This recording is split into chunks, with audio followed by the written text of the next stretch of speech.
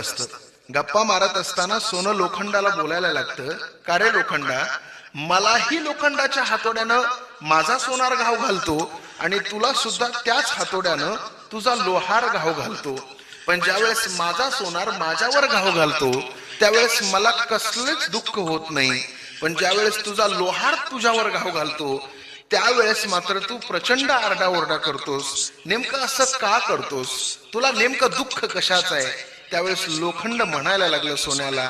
लोखंड म्हणतंय, अरे सोन्या, ज्या वेळेस तुझा सोनार लोखंडाच्या हातोड्यानं तुझ्यावर घाव घालतो त्यावेळेस तुला फरक पडत नाही, कारण की तो हातोडा तुझा कोणीच लागत नाही.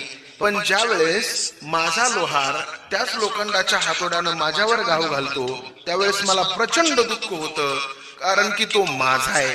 आणि ज्या वेळेस आपली माणसं आपल्याला दुःख देतात ना त्यावेळेस आपल्याला प्रचंड वेदना